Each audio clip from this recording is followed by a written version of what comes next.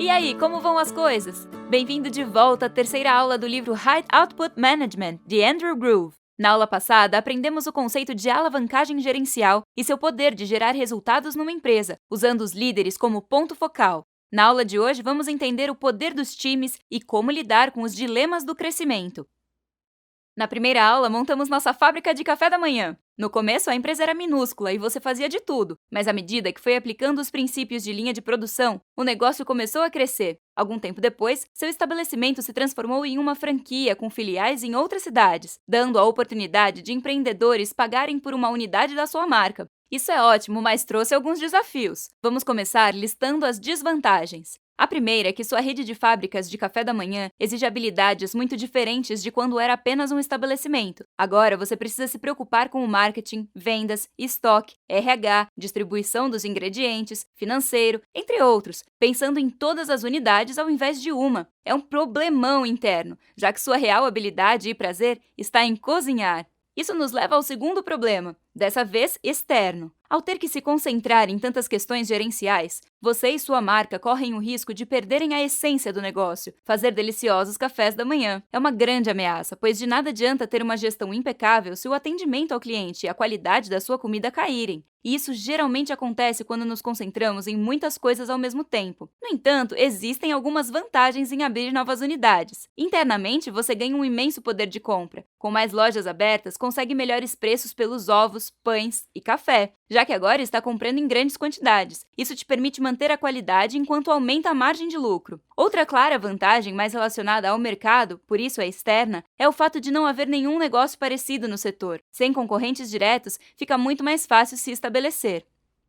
Agora vamos pensar em formas de reduzir as desvantagens que listamos. Lidar com a complexidade das tarefas de gestão em uma rede de franquias, sem perder a essência do negócio, exige a habilidade de saber o que centralizar e o que descentralizar. Agora que sua marca está em todo o país, não faz muito sentido comprar todos os ovos e pães no mesmo lugar. Afinal, você quer que sejam frescos. Além disso, é complicado transportar alimentos perecíveis por longas distâncias. Logo, você vai estabelecer centros regionais para a compra de ovos e pães, cada um apenas algumas horas de todas as franquias da região. Ao centralizar isso, você garante rapidez e menores custos. Outra decisão é definir padrões nacionais de controle de qualidade, para que o café da manhã e o atendimento não piorem. Sua matriz define um cardápio básico para todas as unidades e também um padrão para os móveis dos estabelecimentos, para que sua marca seja reconhecida em qualquer lugar. Ao criar um centro de compras, você acabou descentralizando a compra dos ovos, pães e café, permitindo o consumo de ingredientes com produtos locais, sem perder o poder de compra conquistado com o ganho de escala.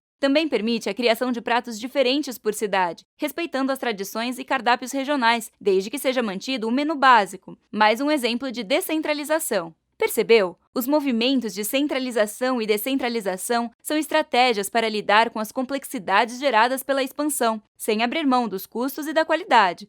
Todo negócio começa com um indivíduo, que depois se torna um time e, às vezes, times de times. Gerenciar esse movimento evita que o crescimento se torne um problema quando deveria ser a solução. Definir a centralização não é uma estratégia apenas das redes de franquia, pode ser aplicada a qualquer empresa, cujo desafio seja sobreviver enquanto cresce. Basicamente, existem duas formas de se gerenciar um negócio. Primeira, o método funcional. É uma empresa onde tudo é completamente centralizado. Além do próprio core business, seu produto ou serviço, áreas com RH, financeiro, TI e jurídico, por exemplo, estão vinculadas a um comando central, tendo pouca autonomia para definir como trabalham. Todos funcionam como departamentos separados, cuja missão principal é prestar serviços uns para os outros. A vantagem desse modelo é a agilidade em alocar e desalocar recursos. Por exemplo, se o RH precisa de alguém da TI para consertar um computador, o comando central aloca alguém e pronto. O problema ocorre quando um computador quebra no jurídico também. Apesar da eficiência, esse modelo gera disputas internas por especialistas de outras áreas. Segundo, o orientado à missão é exatamente o oposto. Cada unidade tem total independência. No exemplo que demos, se um computador quebrasse no RH, eles mesmos resolveriam. Esse modelo descentralizado tem algumas vantagens. O primeiro é a velocidade de mudança. Como não precisam de aprovação de um comando central, decidem rapidamente. Segundo, conseguem estar em contato mais próximo com o propósito de sua área, já que não precisam ficar dando suporte para outras. Porém, existe uma perda clara de eficiência, já que a independência significa uma estrutura maior. No entanto, existe um meio-termo que leva em conta o melhor dos dois mundos: as empresas híbridas. Nelas, o core business é protegido para pensar com autonomia, estrutura orientada à missão, enquanto a tarefa das demais áreas é atender ao propósito da empresa, fornecendo os melhores serviços e deixando o core business focado em resolver os problemas do cliente, estrutura funcional. Assim, se mantém a eficiência sem abrir mão da razão de ser da organização.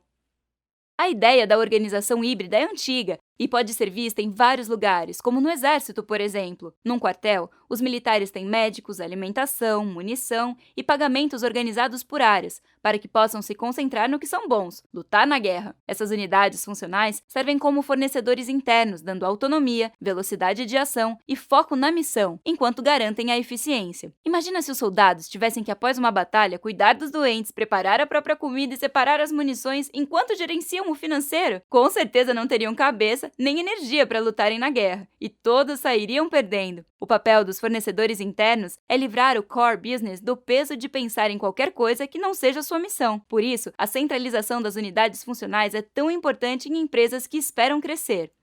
Na aula de hoje, entendemos o poder dos times e a importância de lidar com os dilemas do crescimento desde cedo, evitando o caos. Na próxima aula, vamos falar sobre o papel dos indivíduos nos resultados globais de uma organização e como as partes se relacionam com o todo quando falamos em crescimento empresarial. Nos vemos na próxima aula. Bons estudos!